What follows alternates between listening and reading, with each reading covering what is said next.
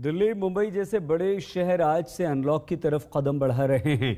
दूसरी लहर ने इन शहरों की कमर तोड़कर रख दी थी, लेकिन जैसे जैसे दूसरी लहर का असर कम हो रहा है वैसे वैसे फिर से देश खुद के पैरों पर खड़ा हो रहा है। हमारे देश के उत्तरी और पश्चिमी इलाकों में तो कोरोना की स्थिति काफी हद तक कंट्रोल में आ गई है और इसीलिए अब पहले जैसे सख्त प्रतिबंध का कोई मतलब नहीं है। जो प्रतिबंध दूसरी लहर के तूफान को रोकने के लिए लगाए गए थे, क्योंकि जिंदगी के साथ साथ बड़ा सवाल लोगों की जीविका का भी था। कैसे अब हमारा देश खुद को अनलॉक करने की तैयारी कर चुका है, सबसे पहले आइए हम यही आपको दिखाते हैं।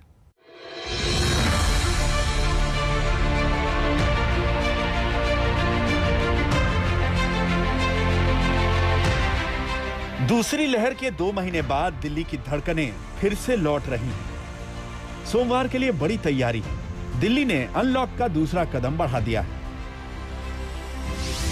मार्केट, मॉल्स और मार्केट कॉम्प्लेक्स में ऑड इवन के आधार पर दुकानें खुलेंगी, यानी आधी दुकानें एक दिन खुलेंगी, एक दिन बंद रहेंगी। लेकिन जरूरी सेवाओं, बुक और स्टेशनरी की दुकानें रोज खुलेंगी। आस पड़ोस और मोहल्ले की दुकानें भी रोज खुलेंगी।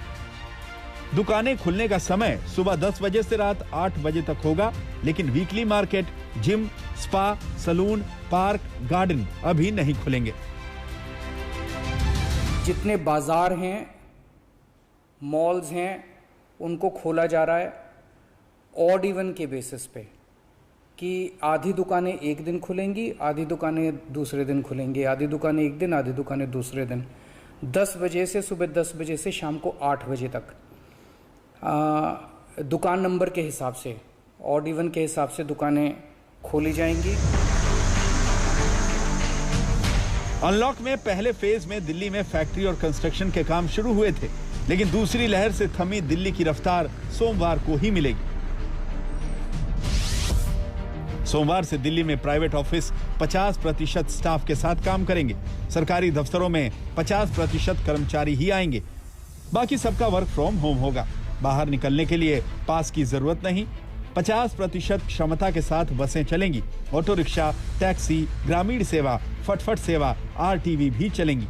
10 मई से बंद दिल्ली मेट्रो भी 50% क्षमता के साथ सोमवार से चलेगी। हर लाइन पर 5 से 15 मिनट के अंतराल पर मेट्रो मिलेंगी।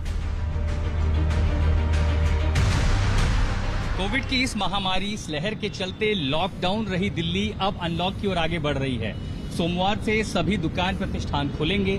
जाहिर है उनकी क्षमता पहले के मुकाबले कम होगी, ऑड इवन फॉर्मूला होगा, लेकिन सबसे बड़ी राहत होगी दिल्ली मेट्रो का खुलना। मैं जहां पर खड़ा हूं, सेंट्रल दिल्ली के अलावा दिल्ली के जितने मेट्रो स्टेशन है कल से वो आम लोगों के लिए खोले जाएंगे। इससे फायदा उनको होगा जो लोग अपने दफ्तर की ओर जाते हैं, क्योंकि अब आधी क्षमता पे दफ्तर भी चल सकेंगे। सरकारी कर्मचारी हैं, निजी कर्मचारी हैं, सभी क्षेत्र खुलेंगे। जिंदगी पटरी पर लौटेगी तो मेट्रो एक बड़ा सहारा होगा। दिल्ली में संक्रमण दर अब 1% से भी नीचे पहुंच गई है और रोजाना के नए केस 500 से भी कम हो चुके हैं। इसीलिए अब पहले जैसी पाबंदियों का कोई तुक नहीं था। यूपी जैसे राज्यों ने भी यही किया है। 7 तारीख से अनलॉकडाउन शुरू हो रही है, जिसमें सुबह 7 बजे से लेकर शाम को 7 बजे तक मार्केट्स को कोरोना प्रोटोकॉल के तहत खुलने का अवसर दिया जा रहा है और नाइट कर्फ्यू और वीकेंड कर्फ्यू यथावत जारी रहेगी। प्राइवेट ऑफिसर्स को और इंडस्ट्री को विस्तृत गाइडलाइन दिया जा रहा है, जिसमें प्राइवेट ऑफिसर्स को खास तौर पर एडवाइजरी जारी किया गया है कि कोई भी लक्षण युक्त व्यक्ति को वो दफ्तर नहीं बुलाएंगे। लॉकडाउन की वजह से नोएडा के सेक्टर 18 जो सबसे बड़ा मार्केट है, वहाँ की दुकानें इस तरीके से वीरान पड़ी हुई हैं। लेकिन अब नोएडा वासियों के लिए एक बड़ी खुशखबरी है। 7 जून से नोएडा में अनलॉक की प्रक्रिया वो शुरू हो रही है। जैसा कि उत्तर प्रदेश सरकार ने गाइडलाइन जारी किया था कि जिन जिलों में 600 से कम कोविड पॉजिटिव की संख्या होगी वहां पर अनलॉक की प्रक्रिया शुरू होगी। लिहाजा नोएडा में 600 से कम पॉजिटिव मरीज आ रहे हैं, अनलॉक की प्रक्रिया शुरू हो रही है। यूपी में सिर्फ 4 जिलों को छोड़कर बाकी 71 जिलों में कोरोना कर्फ्यू से छूट दे दी गई है। सिर्फ लखनऊ, मेरठ, सहारनपुर, गोरखपुर पर अभी सावधानी है। वाराणसी, मुजफ्फरनगर, नोएडा, गाजियाबाद में भी सोमवार से छूट मिल जाएगी। देखिए, अभी 75 जो जिले हमारे हैं उत्तर प्रदेश के, उनमें से 71 जिलों में आज तक की डेट में हमने जो दिन का कोरोना कर्फ्यू है सुबह 7 बजे से शाम को 7 बजे तक का, उसको हमने खोल दिया है। लेकिन उसमें भी हमने कुछ पाबंदियां रखी हैं। जैसे कि कोई विवाह कार्यक्रम होगा तो 25 लोग विवाह में शामिल होंगे। उधर असमंजस के बीच महाराष्ट्र भी अनलॉक की तैयारी कर चुका है। असमंजस इसलिए कि महाराष्ट्र में लॉकडाउन 15 जून तक है, लेकिन इसी बीच एक प्लान बनाकर अनलॉक पर कदम बढ़ा दिए गए हैं। महाराष्ट्र में इसे अनलॉक का 5 लेवल प्लान बताया जा रहा है, जो पॉजिटिविटी रेट और ऑक्सीजन बेड की ऑक्यूपेंसी के आधार पर बनाया गया है। हर गुरुवार को हर जिले में पॉजिटिविटी रेट और ऑक्सीजन बेड की उपलब्धता की जानकारी दी जाएगी और इसी के आधार पर यह तय होगा कि कौन से जिले में कौन से स्तर की पाबंदियां रहेंगी। अगर किसी जिले में संक्रमण की दर 5% से नीचे है और वहां अस्पताल में ऑक्सीजन बेड 25% से कम भरे हुए हैं, तो वहां पर पूरी तरह से छूट होगी। इसे लेवल 1 का नाम दिया गया है। अगर पॉजिटिविटी रेट 5% से नीचे है और ऑक्सीजन बेड 25% से लेकर 40% के बीच भरे हैं, तो उस जिले में लेवल 2 के प्रतिबंध लागू होंगे। इसी तरह लेवल 3, लेवल 4, लेवल 5 के प्रतिबंध तय किए गए। लेवल 5 एक तरह का रेड जोन है, जहां लॉकडाउन जैसी सख्तियां लागू रहेंगी। लेवल 5 में तो अभी महाराष्ट्र का कोई जिला नहीं है। सबसे ज्यादा लेवल 1 में जिले हैं, जहां पर सोमवार से पूरी तरह छूट मिल जाएगी। इसके बाद लेवल 2, लेवल 3 और लेवल 4 के जिले हैं, जहां शर्तों के साथ रियायतें हैं। मुंबई लेवल 3 में है। महाराष्ट्र में सोमवार से 5 लेवल्स में अनलॉक होने वाला है। अलग अलग डिस्ट्रिक्ट जो है वो अलग लेवल में है। मुंबई की अगर आप बात करें तो लेवल 3 में है, जिसमें नॉन एसेंशियल सर्विसेज की जो दुकानें हैं वो दोपहर 4 बजे तक वीकडेज पर खुली रहे। सोमवार से मुंबई की लाइफलाइन लोकल ट्रेन शुरू हो जाएगी, लेकिन अभी सिर्फ जरूरी सेवाओं से जुड़े लोग ही लोकल में सफर कर पाएंगे। मुंबई की बसें पूरी क्षमता के साथ चलेंगी, लेकिन भीड़ भाड़ से बचने के लिए लोगों को खड़े होकर सफर करने की इजाजत नहीं दी गई। जरूरी सेवाओं की दुकानें शाम 4 बजे तक हर दिन खुलेंगी। गैर जरूरी सेवाओं की दुकानें हफ्ते में 5 दिन शाम 4 बजे तक खुलेंगी। प्राइवेट ऑफिस 50% क्षमता के साथ शाम 4 बजे तक खुलेंगे। स्पोर्ट्स एक्टिविटी को सुबह 5 बजे से 9 बजे तक और शाम 6 बजे से 9 बजे तक की अनुमति दी गई है। सार्वजनिक कार्यक्रम शाम 4 बजे से 50% क्षमता के साथ किए जा सकते हैं, लेकिन मॉल, थिएटर, मल्टीप्लेक्स अभी बंद रहेंगे। रेस्टोरेंट 50% क्षमता के साथ शाम 4 बजे तक खुलेंगे। लोग बैठकर खाना खा सकेंगे, लेकिन शाम 4 बजे के बाद सिर्फ होम डिलीवरी की ही इजाजत होगी। जिम, सैलून, स्पा भी आधी क्षमता के साथ शाम 4 बजे तक खुल सकेंगे। जिम, सैलून, स्पा में एसी का इस्तेमाल नहीं किया जाएगा। सोमवार से मुंबई में कई चीजें खुलने जा रही है। मुंबई अनलॉक के लेवल 3 पर है और सैलून और स्पा को 50% कैपेसिटी से खुलने की इजाजत दी गई है। इस वक्त हम मुंबई के एक हेयर कटिंग सैलून में है, जहां पर सोमवार के दिन से हेयर कटिंग शुरू की जाएगी। यहाँ के जो चलाने वाले हैं उनसे बात करते हैं। अभी कल से चालू हो रहा है। एक आधा कारीगर कहीं बम्बई में रह रहा है तो उसको बुला के हम लोग कैसे भी हमारी गाड़ी चालू कर देंगे। मगर फिलहाल तो ऐसी हालत है क्या पूरे धंधे आज हम कम से कम बैंक का जो हफ्ता है वो नहीं भर सके हैं। कई दिक्कतें आ गई है। महाराष्ट्र कोरोना से सबसे ज्यादा प्रभावित रहा है और यहां सबसे पहले तीसरी लहर का खतरा भी बताया गया, लेकिन सरकार ने अनलॉक की प्रक्रिया को कैलकुलेटेड रिस्क कहा है। आज तक ब्यूरो।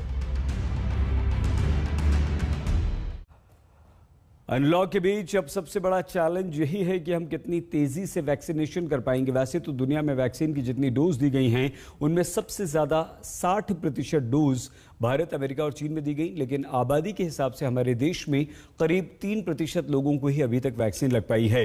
लेकिन इस बीच एक उलझन ये भी सामने आ गई कि आखिरकार कोवैक्सीन और कोविशील्ड में कौन सी वैक्सीन बेहतर काम करती है। कोरोना की वैक्सीन में कोविशील्ड बेहतर है या कोवैक्सीन? कोविशील्ड लगवानी चाहिए या कोवैक्सीन? ये सवाल सबके मन में हमेशा रहता है, लेकिन पहली बार इस सवाल का जवाब अनलॉक हुआ है। पहली बार इस पर देश में कोई स्टडी हुई है जिसने कोविशील्ड और कोवैक्सीन के बीच दुविधा की गांठें खोलने की कोशिश की। इसमें 515 हेल्थ केयर वर्कर्स पर कोविशील्ड और कोवैक्सीन के प्रभावों की तुलना करने वाला अध्ययन किया गया, जिसमें 305 पुरुष और 210 महिलाएं शामिल थीं। इनमें से 95% लोगों में दोनों डोज के बाद सीरो पॉजिटिविटी यानी वायरस से लड़ने वाली एंटीबॉडीज का स्तर काफी ज्यादा था। यानी दोनों वैक्सीन काफी प्रभावी है। लेकिन कोविशील्ड की दोनों डोज लेने वाले 425 में से 98% लोग और कोवैक्सीन की दोनों डोज लेने वाले लोगों में 80% लोगों में सीरो पॉजिटिविटी यानी वायरस से लड़ने वाली एंटीबॉडीज का स्तर काफी ज्यादा मिला। इसी के आधार पर यह पाया गया कि सीरो पॉजिटिविटी रेट और एंटी स्पाइक एंटीबॉडी कोवैक्सीन लेने वालों की तुलना में कोविशील्ड लेने वालों में ज्यादा थी। हमने 515 हेल्थ केयर वर्कर के ऊपर में एक स्टडी की ये जानने के लिए कि दोनों वैक्सीन कोविशील्ड और कोवैक्सीन के दोनों डोज कंप्लीट होने के बाद हमारे शरीर में कितना एंटीबॉडी बन रहा है। इस स्टडी से हमें पता चला कि 100 में से 95% लोगों में एंटीबॉडी पॉजिटिव मिली अगर वो दोनों डोज वैक्सीन के कंप्लीट किए थे। सबसे मज़ेदार बात इस स्टडी में ये भी मिली कि तुलनात्मक जो कोविशील्ड लिए हुए थे उनमें ये एंटीबॉडी की पॉजिटिविटी रेट थोड़ी सी ज़्यादा थी। उनमें एंटीबॉडी की टाइटर भी कोवैक्सीन की तुलना में ज़्यादा थी। यानी कोविशील्ड हो या कोवैक्सीन, दोनों वैक्सीन वायरस के खिलाफ सुरक्षा तो देती हैं, लेकिन जब बात यह आती है कि इन दोनों में प्रभावी वैक्सीन कौन सी है, कौन सी वैक्सीन बेहतर है, तो वैक्सीन की दोनों डोज के बाद बनने वाली एंटीबॉडी के स्तर के आधार पर इस स्टडी में कोविशील्ड को कोवैक्सीन के मुकाबले आगे बताया गया। स्थापित हुआ है कि भारत में जो दो वैक्सीन हैं, कोवैक्सीन और कोविशील्ड, दोनों बढ़िया वैक्सीन हैं। इस स्टडी में किसी आदमी को सीरियस कोविड नहीं मिला और किसी की मौत नहीं हुई। ये बहुत अच्छा स्टडी है और प्रूफ है कि हमारे देश में जो वैक्सीन है वो अच्छा इम्यून रिस्पॉन्स जनरेट करते हैं। इस स्टडी में एक बड़ी बात यह भी सामने आई कि वैक्सीन चाहे कोविशील्ड हो या कोवैक्सीन, उसके प्रभावों का इस बात से असर नहीं पड़ता कि किसी का जेंडर क्या है, वजन क्या है, ब्लड ग्रुप क्या है। लेकिन 60 साल से ऊपर की उम्र और टाइप 2 डायबिटीज से पीड़ित लोगों में सीरो पॉजिटिविटी रेट दोनों वैक्सीन में ही कम मिला, यानी वायरस से लड़ने वाली एंटीबॉडीज का स्तर दूसरों की तुलना में कम था। ये स्टडी कोरोना वायरस के दूसरे लहर के पीक में किया गया था और ये दिखाता है कि दोनों वैक्सीन्स कोरोना वायरस के खिलाफ काम कर रही हैं। इनफैक्ट ये स्टडी कहता है कि एक डोज भी काफी हद तक प्रोटेक्शन देती है। लेकिन इस समय भारत में कोरोना वायरस के खिलाफ टीकाकरण का अभियान काफी धीरे तरीके से चल रहा है।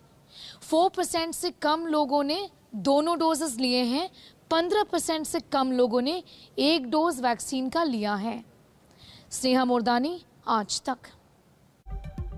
बहुत छोटा सा ब्रेक, आप देखते रहिए आज तक।